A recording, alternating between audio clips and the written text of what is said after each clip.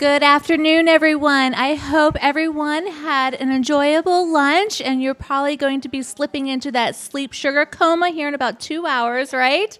Well, we just wanted to welcome you to one of your first afternoon sessions. And just a couple of housekeeping notes before we get started. The first one is if you are in need of Wi-Fi, the code is PBIS 2019. This session is being videotaped, so you can access the videotaping of this session in the summer on the Patton website. Also, if you use Twitter and you take any pictures, please make sure to upload those to Twitter using hashtag PAPBS. And last but not least, we have a poster session tonight at 5 o'clock. We would love to see you come. There are posters from early childhood and elementary and also secondary levels as well.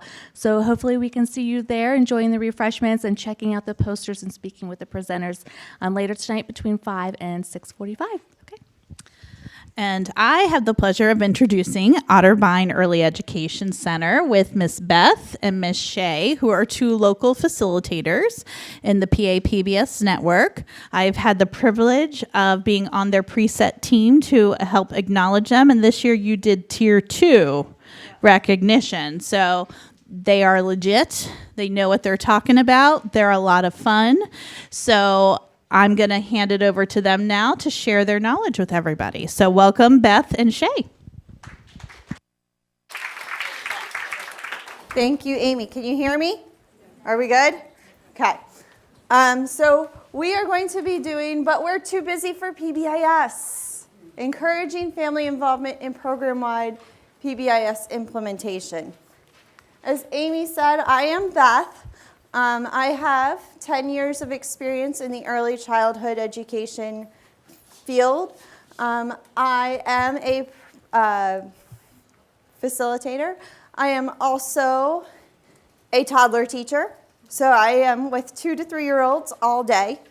I am also a coach, and on top of that, I do have my bachelor's degree in early education, K through 6. So that is a little bit about me. And I am Shay Korb. I have been with Otterbein for about 5 years. I have an early education degree from York College. I have taught the preschool classrooms and the older toddler classroom, and this year is my first year being only PBIS, so my job entails coaching teachers, pulling preschoolers for Tier 2 small groups, facilitating curriculum, and helping with parent resources. And Beth and I are both coaches and facilitators. And just a little side note, between us, we have an older toddler, a younger toddler, and a preschooler. So we're coming to you with this presentation not only as educators, but also as some of the families in our program. We wanted to give you, can you hear me? Yes. Okay. We wanted to give you at least a look at our center, because I know that I have sat in your seat and I have not known what the center looked like or what it was like. So on our left is our main building that houses our infants through preschoolers. And then on the right is actually our school-age building. So we do have 2 buildings. As you can see, we are a church center. We are NACCE accredited. Both centers are 4-star.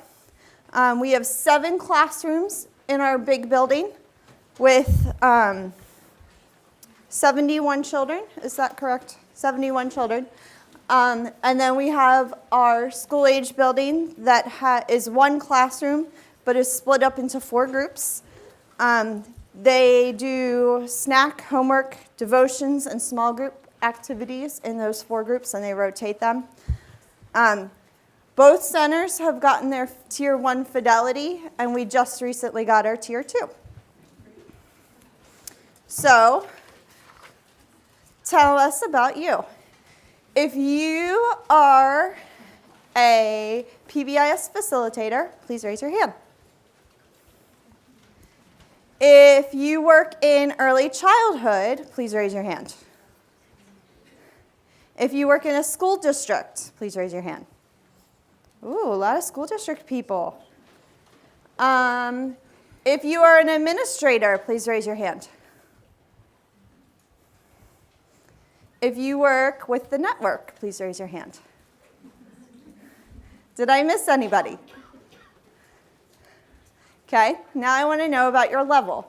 If you are just starting and looking at PBIS for one of the first times, I want you to give me binocular eyes. If you want to know, if you know about PBIS and you want to learn more, but you're still in that, we're figuring this out, please give me your thinking brains. And if you know and love and breathe PBIS such as us, you want to point to your heart. So on the count of 3, I want you to give me either binocular eyes, thinking brains, or in your heart. Ready? 1, 2, 3. Okay. So the objectives today are that we want you to be able to look at your benchmarks of quality, or the BOQ, and know which items from the teapot tippy toes that involve family involvement. We want you to identify and problem solve challenges that families face when implementing the PBIS program at home and within the center. We want to list and brainstorm ways to encourage family involvement within your own program after hearing how we do it. And then you're going to get a chance to create an action plan to implement at least 2 new ideas. So, because most of you, I don't think I saw any binocular eyes, most of you are recognized or are familiar with the BOQs. So, we are going to jump into this. I am not going to read to you the BOQs or the teapots because you are already familiar with it. But I do want you to know I do have a cheat sheet on the website that if you would want to go and look up what they exactly say, I did the work for you. It's all there. Like BOQ, benchmark 1 is typed out for you right next to number 9. So that is for your reading enjoyment for those nights when you cannot sleep. So as you can see, the stats, in the benchmarks of quality, we have 11 times that families are mentioned. Now, mind you, this is the original benchmarks. This is not BOQ2. So for those of you who know what I'm talking about, this is the old benchmarks of quality, not the new one that's coming out. For teapot, there is a total of 15 indicators and 1 red flag that mention families. And in the tippy toes, there's a total of 11 indicators and no red flags. So when you take all of that stuff and you look at it, you can find some common themes. That families need to be involved and welcomed in the center. That we need to have families involved on teams. That means either on the core team or in the teams of creating those behavior plans. We need to be communicating with families and communicating with the parents about the implementations and the expectations of PBIS. And we need to use a variety of methods to communicate them, and we need to share data. So underneath each of those is the benchmarks and the tippy toes teapot numbers that correspond to them. So, as you can see, we need families to implement PBIS with fidelity. We can't do it on our own.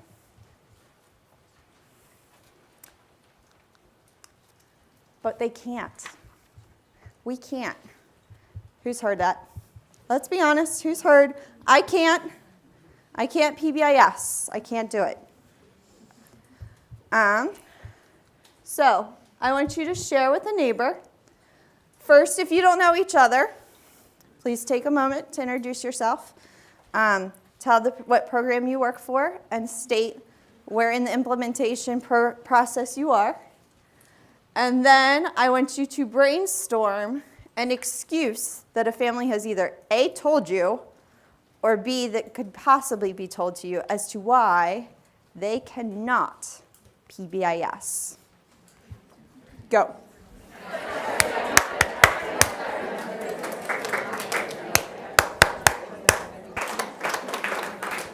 Awesome. Okay. So, does anybody want to share? Anybody want to share? Go ahead. It's always I work in a school district, I teach second grade, and when we try to plan nights or things for school-wide things, we either get the scheduling. Scheduling's always an issue, like we have sports, we have this, we have that, but then you have the parents that will always be involved, and the parents who and usually you want the parents that aren't going to be involved to be involved, so it's difficult, so. She said scheduling, that those who are involved are always involved, and those who are not involved are never involved. Anyone else? Go ahead. I don't have time. I don't have time. Anyone else? Go ahead. I work in early intervention going into homes, and I find that with intergenerations living in the same home, like the grandparent would always say no, like because I work with under 3, they would always say no, and it's hard for the parent to do that for the child because the grandparent would then say, you're being too nice, you're not saying no, you're not putting them in timeout. So I see it from the family dynamic perspective. She was saying that she goes into the classroom, or not classroom, she goes into the homes, and with the different generations that there's issues with the discipline. Is that correct what I'm saying? The discipline of when to say no and when not to say no, and creating that tension between family members. We do not go into school or into homes, so we do not have that situation, but I appreciate your input. Here was our list. I actually asked our staff to come up with the excuses that we heard as we were starting PBIS. And we have too much going on. There's sports practice, there's homework, there's after-school activities. I'm working. We have parents who are working alternative schedules or shifts, and we have families who are working second jobs. I don't know what it is, and I'm not sure. I don't have PBS materials at home. We use bees and honey money, punch cards for our school agers. I don't have the resources, the solution cards, the visuals, the zones of regulation feelings charts. We don't have that stuff at home, so how can I do it at home? My child isn't exhibiting the challenging behaviors at home. My child is a perfect angel at home, and I never see this. PBIS is dumb. I actually had a parent tell me that PBIS is dumb. I'm doing what my parents did for me. Isn't that why I pay you? You're the teacher. It's a school thing. And the blame game, blaming the behaviors on other children and adults. So, the two main reasons. I'm busy and I don't know. I just don't know. And that is why our bottom line is that families need our help in implementing it too. We can't do it without them. They can't do it without us. So your job is very, very important in helping parents and families, figure out how to make PBIS go from school to home. And one of the very first challenges is to get families involved. When I was making this presentation, I wanted to share our experiences, of course. But I had questioned whether or not to include this slide because these are not PBIS things we do. These are everything that we did prior to even starting PBIS. But the challenge is to get the parents involved in your center to begin with. So I decided to include this because I thought it would be a good way, if you can't get parents into the building to start, you're not going to get them for PBIS stuff either. So these are some simple things that we do at our center that get parents into the door. One of our first things we do is transition night. Transition night is the night that our families come and meet their new teachers. We move kids based on school year grouping. So in August, we move all of our kids up to the next age group. So for example, my son who just turned 1 is still in the baby room. He has not moved up to the young toddler room yet because it's not August. So in August, he'll be a young toddler. Same with Shay's son. So Shay's son turned 2. Shay's son is not in my room yet because he was a young toddler last year. But we use that transition night to get our parents to get to know their new kids. We go over all of the routines. We go over all of the stuff that they need to know as to how they can be successful in our room. We do an open house day where we have the parents come in. We serve breakfast. We have them do something special with their kids. We send them home for lunch. It's just something that we do fun. Thanksgiving dinner is actually a really great day. It is chaotic as all get out, but it is a fun day and a fun event. We actually, at our center, our cook cooks the mashed potatoes and the turkey, and everything else is made by kids. So even our young toddlers make the pumpkin pie. How, you ask? I will gladly share afterwards, but everybody makes a part of Thanksgiving dinner, and in the evening, at pickup time, we invite them to go downstairs and they have Thanksgiving dinner with us. And the staff serves Thanksgiving dinner to all of our families. And that is for both buildings. So both buildings help make dinner, both buildings are invited to Thanksgiving, and we make Thanksgiving dinner for everyone. We do a Christmas and spring program. We have ornament night. We get into groups of 5 or 6 staff members, and we create an ornament, and then the parents can come in the evening, and they make an ornament with their kids, and they go home. Literacy night's very similar. We do activities on a book. Same idea, get into groups, we come up with activities. Preschool graduation is pretty self-explanatory. In the summer, we do a family picnic at John Rudy Park, which is a local park in our area. And we provide the chicken, and they bring sides, desserts, and we just kind of have a relaxing evening together. And the kids all play on the playground. And the Lake Tobias trip, we actually just did it last week, exactly 1 week ago. The center pays for the children to go up to Lake Tobias. Adults have to pay for themselves, but we have them, we all go together as a center, and it's a great day to communicate with families. We also, during summer camp, our school agers go on field trips, and parents are always welcome to go on those. So, just a little background on our PBIS journey. We started in 2014. We were part of the Safe School Healthy Student Grant. Just a shout out, who knows Tyler and Chris? If you know Tyler and Chris, you know how awesome they are. We had Tyler and Chris for 3 years to help us get our feet started. They knew what they were doing. We had no idea. We were the binoculars. We were trying to figure out what was going on. We were looking around, and we didn't know what we were doing. But like I said, they did know what they were doing, and we were very thankful for that. During this time, we did have a parent on our core team. We were very blessed. Our school district in the area is very involved with us, and our parent was actually a teacher from the local school district that also was part of the Safe School Healthy Student Grant that helped us get started. And there were some major advantages to having her on our team.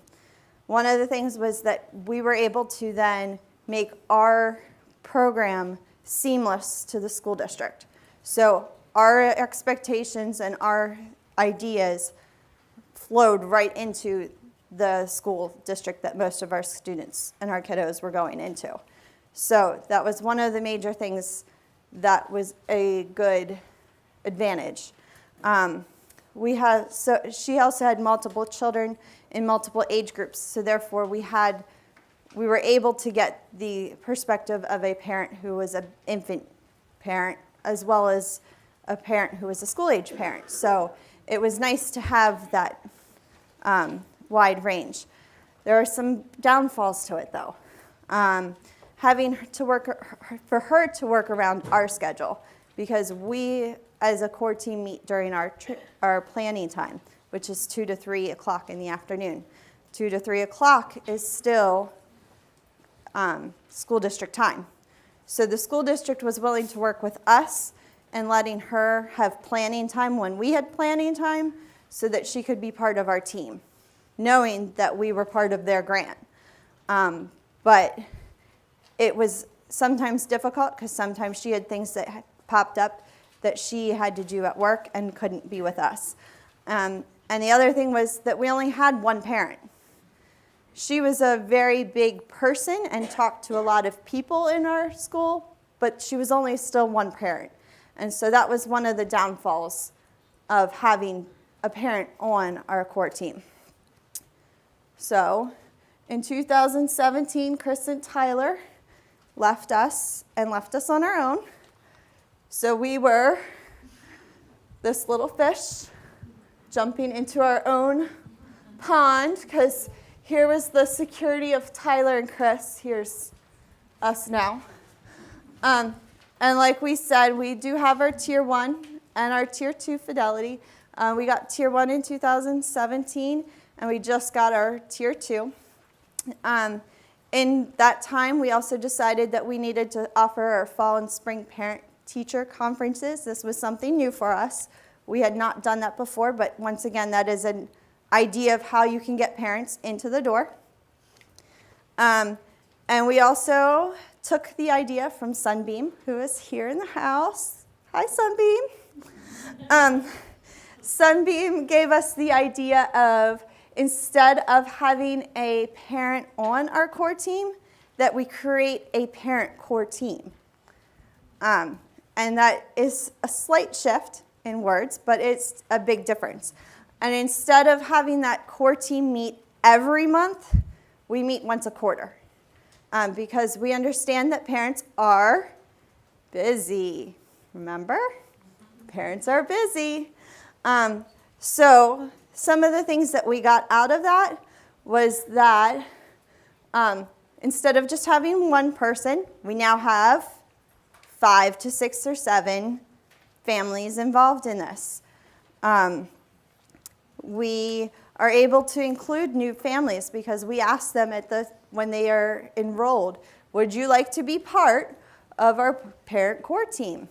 We've actually had a couple of people this year say yes. And that very first core team, we had a father who looked at us like we had 3 heads and said, what is PBIS? And we're like, did you not read anything we sent you? Because we all have those parents, right? Am I right? Yeah. But I mean, he really stepped up and he was really into whatever we were saying. So I mean, it was a good learning experience for us as to how we can make it better for our parents who are coming in. And that was a really good experience for us. There is some downfalls.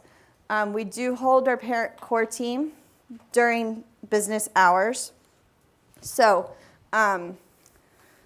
our core team is 45 minutes long, and it runs from 5 to 5:45 with us closing the center at 6. Shay's 2 kids stay late that night. My child stays late that night. And everyone who's on that staff or on that parent core team stays late that night. So we do have sometimes some issues with ratios, but we work around it and we make sure that ratios are maintained, but it's something that is a con. And the other issue is that it's only quarterly. Sometimes things pop up and we need feedback sooner than the quarter. So those are some things to think about. But now's the fun part. How do we get the parents on the PBIS bandwagon? This is what has worked for us. And now you're going to see all this visual stuff. The first thing that we did was we did newsletters. We send out a weekly newsletter from each classroom. So every week on Friday, me and my coworker or my co-teacher send out a newsletter. Ms. Shea is going to hold up my personal newsletter. I am sharing my personal newsletter with all of you. I do have examples from other classrooms as well. But as you can see, so lovely down here, if you cannot see it quite, let me go. I have PBIS right here. This helps you see that every week I tell parents exactly what we're learning about in our PBIS lesson for our curriculum. And I'm telling them exactly what they can see at home. So, for example, the week of March 4th through the 8th, I was teaching the kids about their wise owl and their barking dog in their brains. And if you don't know about it, YouTube it, because it is awesome. And I said, please view the linked video for more information. I included that information on my email that this was attached to.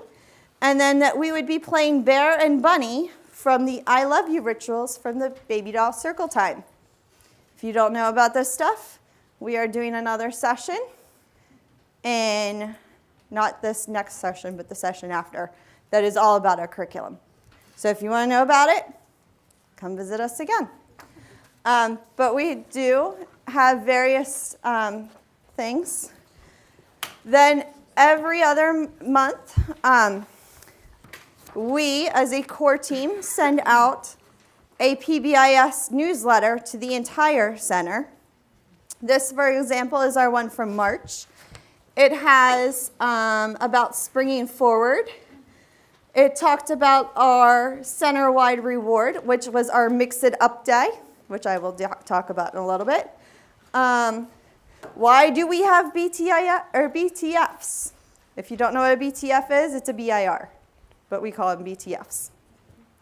And then we have a picture, and I know that this is small. I don't expect you all to see. If you'd like to come see it close up, you can. But we have a picture of 3 of the kids in the B shirts that we actually purchased for every single child. So neither of us wore our B shirts today. And we actually have a B shirt for the next session to show you. But we bought the kids all B shirts. So we have B shirt days where everybody wears their B shirts. We have, on the months that we don't send that one, we send out a backpack series. Anybody familiar with backpack? Yeah, on the months that we don't send out our personal one from the core team, we send out this one. Okay, and we send out things that we think are important for families, behaviors we're seeing, things that we need. This is found on challengingbehaviors.org. So if you don't know about where to find that, that is where you find it. And then last but not least, our director sends out, they used to be monthly, but they're not quite as monthly as they used to be. But our director also sends out just general stuff about what's going on in the center as well. And she does reference things that are going on PBIS-wide in here too, as well as any other things that families need to know. So we send lots of stuff out. We also use an app. We use 2 apps in our center. We use Brightwheel and Seesaw. So if you've not used either of those or checked either of those out, those are a great way to communicate and talk to families. We talked about the center-wide rewards. This was actually one that we did in the fall time. These are mason jars. that were made into scarecrows. And the kids had to, for the scarecrow one, we have a bulletin board in our lunchroom. They had to get pumpkins to put on the pumpkin patch. Once they reached so many pumpkins, they got to do a fall craft. We did this at pickup time, which was an amazing idea because families were there. It was how we got the families in there. We've done other things, like I said, the Mix It Up Day. Our director, God love her, because this was crazy for her part, is that we had all of our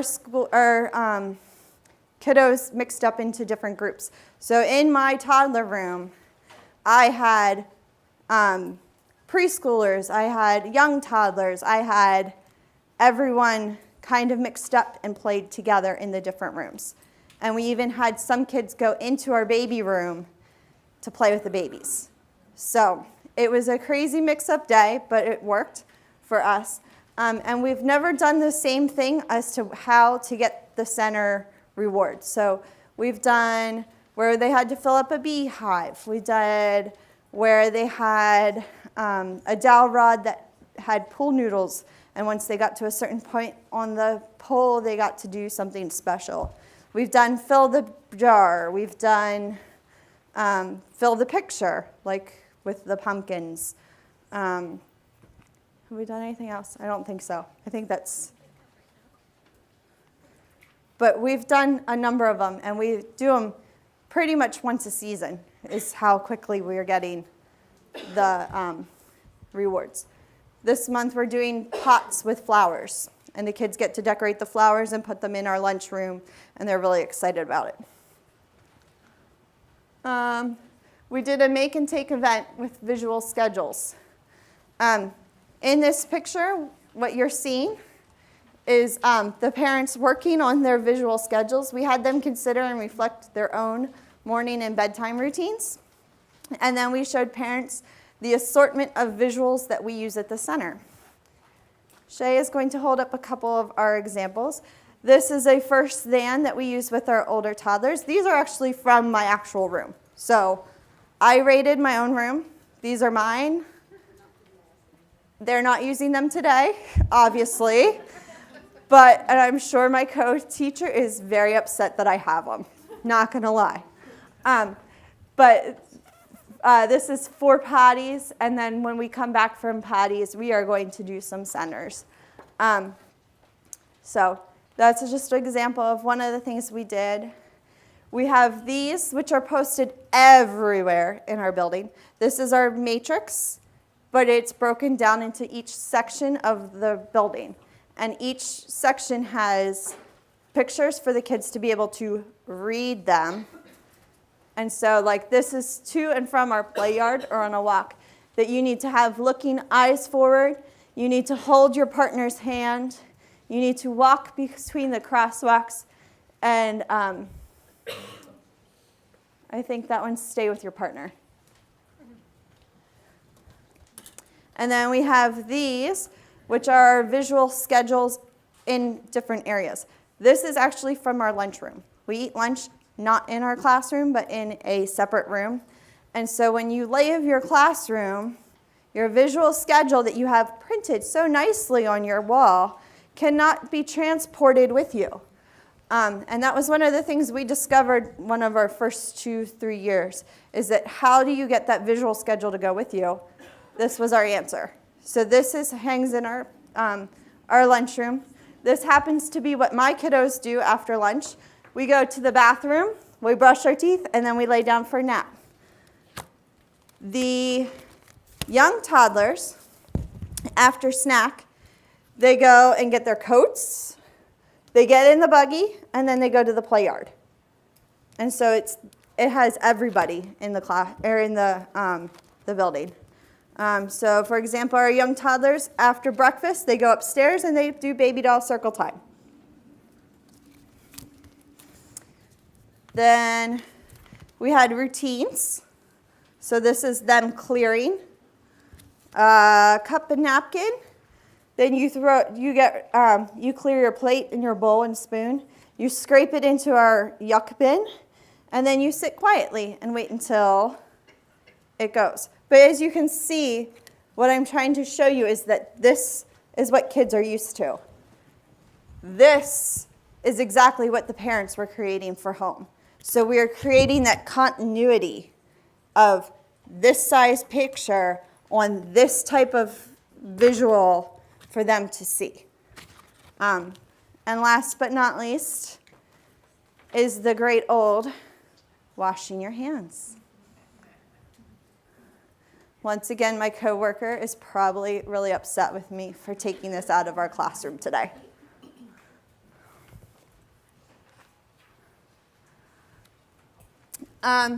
We have family-involved interactive bulletin boards. The one up top is for our staff. That's how the staff recognize one another. And so the kids were seeing us doing it to one another all the time. So what we decided to do was we gave parents the opportunity to do it with their kids. And this one was in the middle of our hallway. So as parents were coming and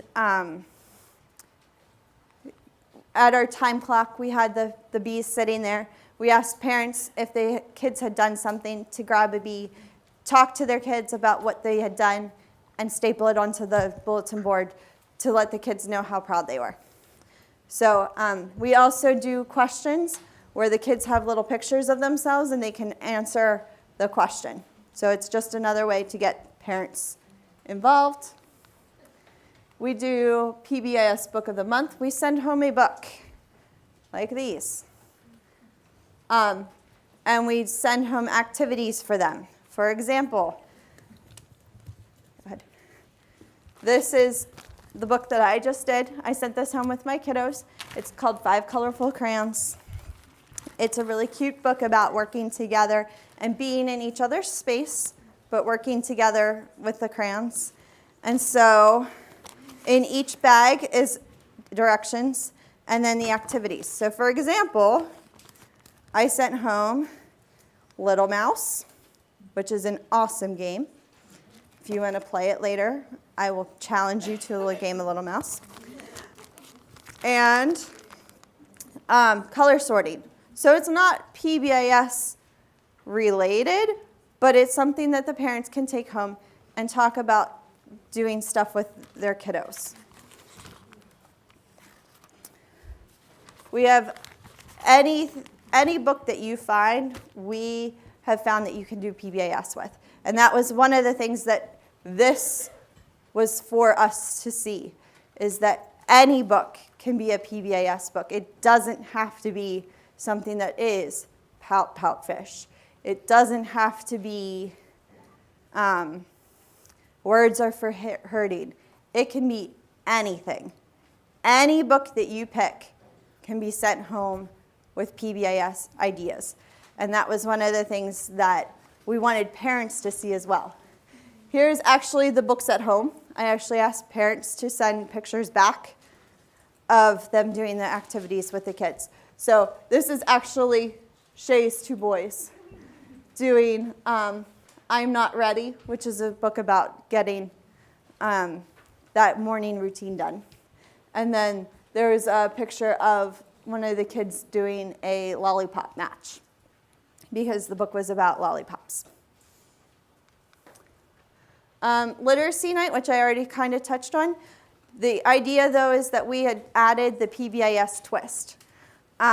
So any book that we pick, we now tie in something PBIS-ish with our book. So, for example, I did mixed this past time. And as you can see in the picture, this is a zones of regulation poster. If you guys are not familiar with zones of regulation, it breaks and groups feelings into different areas. We use the different traffic signs. So red is stop, meaning that if you are in one of those feelings or you're feeling one of those, you cannot learn. If you are in yellow or blue, which is a rest sign, stop, or a caution sign, like a construction sign would be one of these. You can do learning, but it's much more difficult. And green are those ones that when you're on green, you're ready to learn. You're good to go. So it has actually been really great hearing kids using that terminology this year. With my kiddos in my 2-year-old classroom, they say, I am feeling blue tired. I am so blue tired, Miss Beth. I am so blue tired. Can we just go to sleep? Or, I just pooped on the potty, Miss Beth. I'm really green proud. And I'm like, oh man, I'm so green right now. You have no clue how green I am. Because that means I don't have to do it. But in the book, the characters were actually different colored characters, and we made circles of them, and they had all different kinds of feelings. And the kids then took these and they sorted them not by color of what color these were, but what color the emotions were. So it was a good connection for them to see how it works. And I was really surprised when my 2-year-olds and some of even the older young toddlers were able to do this. Then we send home every month a PBIS resource because one of the things that we heard was, I don't know. I don't have the stuff. I don't have the B's. I don't have the solution cards. We don't have the stuff from the curriculum. I don't know what's going on. So we fixed that problem. We do the Feelings Buddy curriculum, and so we actually sent home paper copies of our Feeling Buddies because when a child is feeling out of control, they are to grab their Feeling Buddy and they're to talk to the Feeling Buddy instead of being the buddy, they're to feel the buddy. And so we gave parents a copy of the Feeling Buddies for themselves. We do parts of their baby doll circle time. So I sent home this with my toddler parents. These are the ones I use in the classroom. So as you can see, yes, they are a smaller scale, but I have given them the exact same visuals that I am using in the center. We do deep breathing, and this breathing is actually done from the time that they are in the young toddlers all the way up to school age. So this is a start. You smile, take a deep breath, and relax. Star. There's also balloon, which I'm going to invite you to do with me because I personally love to balloon. You're going to take your hands on top of your head. Ready? You are going to take a deep breath through your nose. And when you are taking that deep breath in, you're going to inhale and inflate your balloon. When you are done, you're going to take your hands down and you're going to deflate. And you are going to make the sound of a deflating balloon. Ready?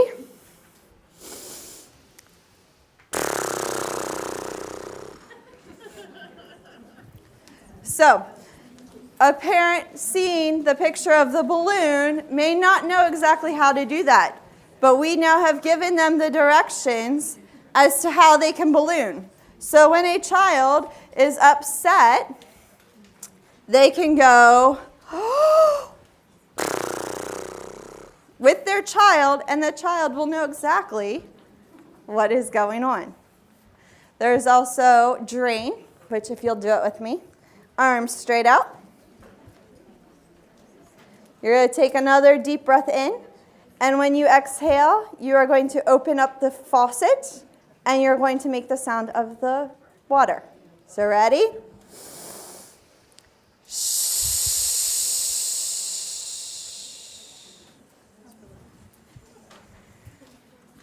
And last but not least, we're going to pretzel. So if you will give yourself pretzel arms, give yourself a big old squeeze.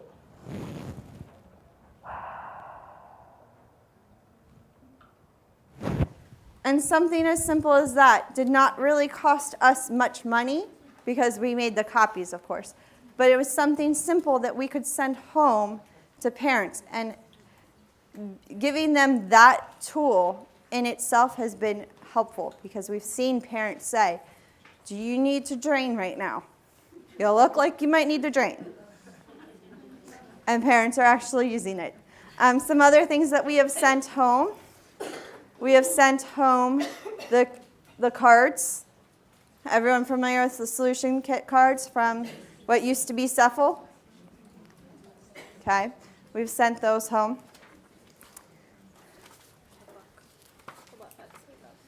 Another thing that we sent home was a What Bugs Me book. In our Feelings Buddies, we talk about what bugs us. And so we had the parents take home these books, and the kids were able to draw what bugs them, and then they brought them back and shared with the class. So doing something like that. We also help parents set up a safe zone.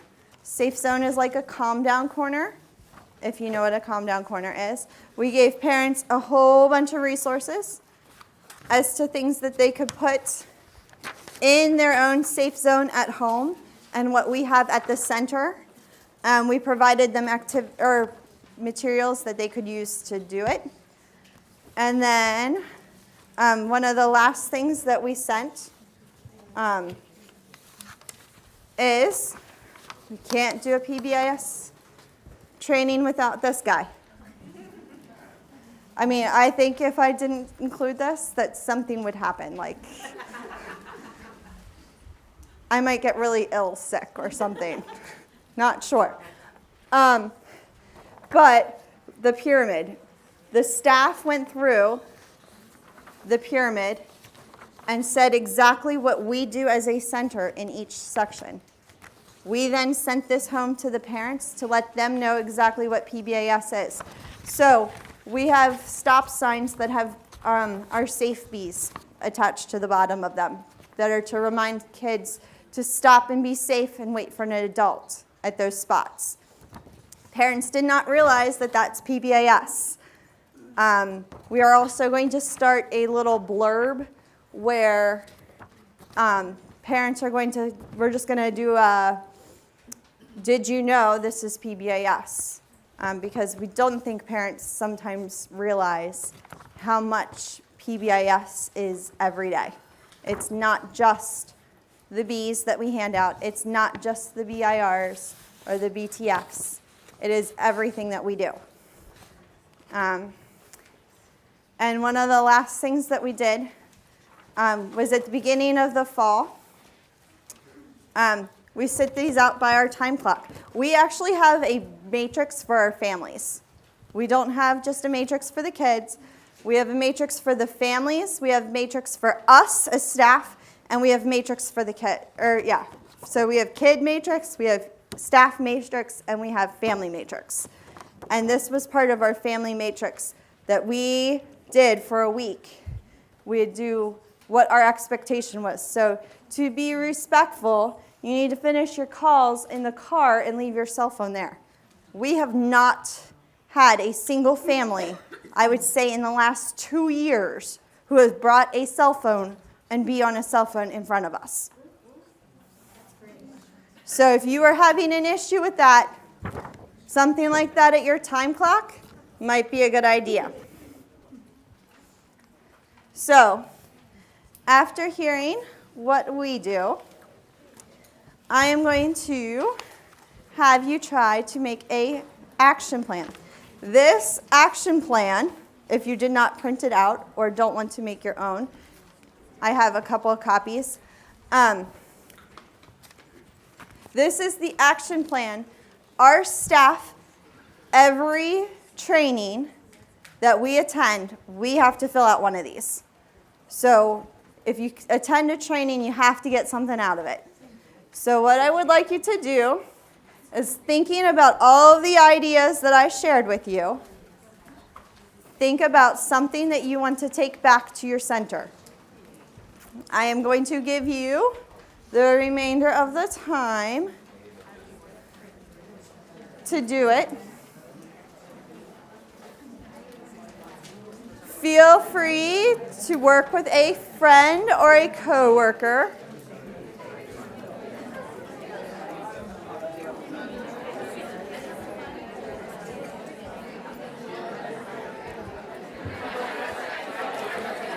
I'm going to do. You have a few more things to say?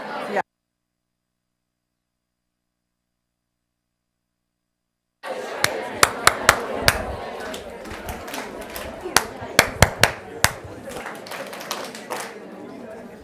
Thank you guys. I sure hope that you have gotten some information from us. I know that when we were in that binocular stage and we came to things like this, that we went back to our center very overwhelmed and not knowing exactly where to go or what to do with what we had learned. So if you have any questions or comments about anything that we have said, or if you want more information about how we do things at our center, this is the email that you can get in touch with both Shay and I. Shay is doing a presentation, not next session, but the following session, all about our curriculum, which I did touch a little bit about. But if you had questions about our curriculum and how we came up with our curriculum, that is where you're going to find out more about that. Is there any questions now? Yes, ma'am. The two, you had spoken about the two apps that you use with the parents. Can you say what those were again? The what? I'm sorry. The apps. She was asking about which apps we use.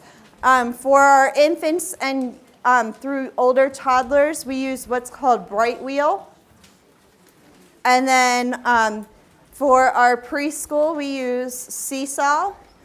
We do not, for Bright Wheel, there is a subscription version of it that you have to pay for. We do not use that.